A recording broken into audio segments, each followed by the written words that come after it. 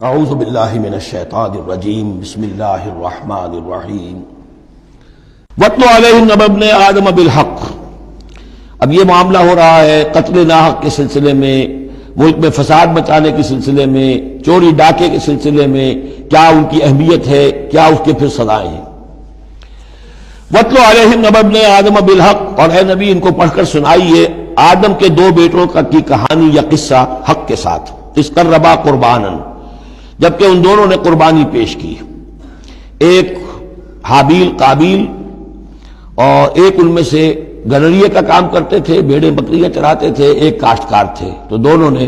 کچھ اپنی جنس لے کر آئے اور دوسرے جو ہے وہ کچھ اپنے کوئی جانور لے کر آئے، اللہ کے لیے نذر کے طور پر پیش کیا۔ فَتُقُبِّلَ مِنْ أَحَدِهِمَا وَلَمْ يُتَقَبَّلْ مِنَ الْآخَرِ، تو ان میں سے ایک کی بھی جو قربانی تھی قبول کر لی گئی اور دوسری کی قبول نہیں کی گئی۔ یہ کیسے معلوم ہوا؟ یہ میں بتا چکا ہوں آپ کو کہ اس وقت کا معاملہ یہ تھا کہ قربانی کی قبولیت کی علامت یہ ہوتی تھی کہ آسمان سے ایک شعلہ سا نیچے اترتا تھا اور وہ اس کو بھسم کر دیتا تھا، گویا کہ اللہ نے قبول فرما لی۔ قَالَ لَأَقْتُلَنَّكَ، اب جس کی یہ قبول نہیں ہوئی تھی اس نے کہا اپنے بھائی سے جس کی قبول ہو گئی تھی، حسد کی آگ میں جل کر میں تمہیں قتل کر دوں گا۔ قَالَ إِنَّمَا يَتَقَبَّلُ اللَّهُ مِنَ الْمُتَّقِينَ، انہوں نے کہا بھائی جان اس میں میرا کیا قصور ہے، یہ تو اللہ تعالیٰ کا قاعدہ ہے، قانون ہے، وہ صرف متقیوں ہی سے قبول کرتا ہے۔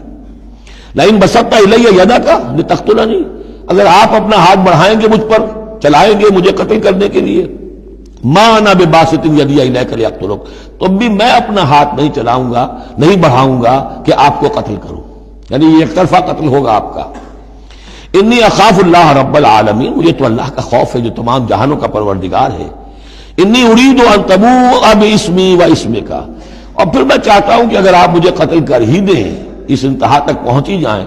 تو آپ اپنے گناہ کا بھی بوجھ اپنے سر لیں، میرے گناہ کا بھی بوجھ لیں، جو ناحق مقتول ہے اس کے تو گویا کہ تمام گناہ اس قاتل نے اپنے سر پر لے لیے، تو میرے تو گھاٹے کا سودا نہیں ہے۔ What do I stand to lose؟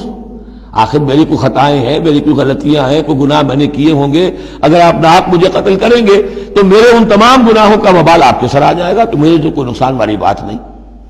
انی ارید ان تبوء باسمی واسمک فتکون من اصحاب النار، اور یہ ہوگی سخت ترین سزا میری طرف سے آپ کو کہ پھر آپ ہو جائیں گے جہنمی، وذالک جزاء الظالمین، اور یہی بدلہ ہے ظالموں کا۔ فطوعت لہ نفسہ قتل اخیہ، اب اس کے نفس نے آمادہ کر ہی لیا اسے اپنے بھائی کے قتل پر، یعنی ان الفاظ میں بٹوین دی لائنز یوں سمجھیے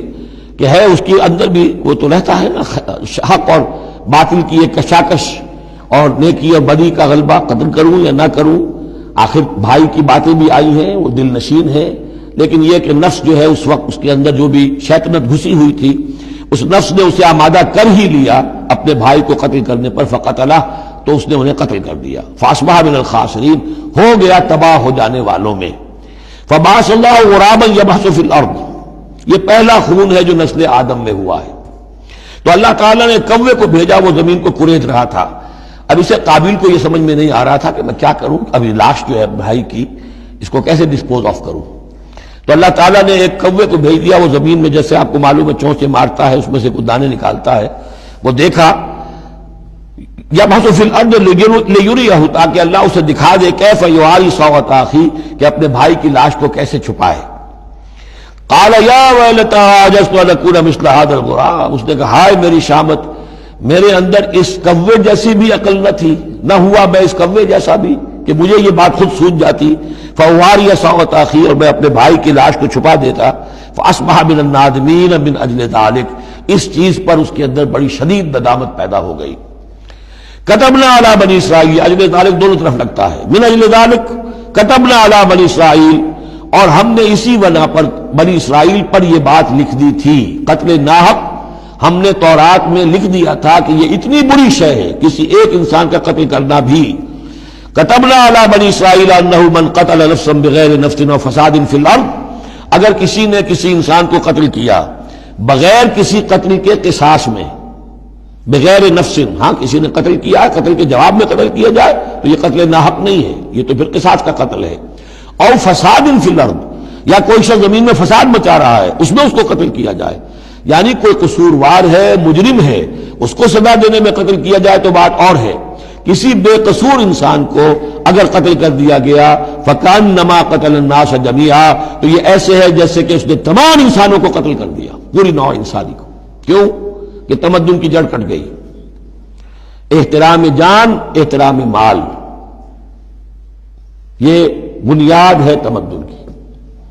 ومن احیاها، اور جس نے ایک انسان کی جان بچا لی فکانما احیا الناس جميعا، تو گویا کہ اس نے پوری نوع انسانی کو بچا لیا۔ وَلَقَدْ جَاءَتْهُمْ رُسُلُنَا بِالْبَيِّنَاتِ، ان کے پاس ہمارے رسول آئے تھے واضح نشانیاں اور تعلیمات لے کر۔ ثُمَّ إِنَّ كَثِيرًا مِّنْهُمْ بَعْدَ ذَلِكَ فِي الْأَرْضِ لَمُسْرِفُونَ، لیکن اس کے بعد بھی ان میں سے بہت سے لوگ ہیں کہ جو زمین میں اسراف اور فساد اور دسترازی کرتے پھر رہے ہیں۔ صدق اللہ العظیم۔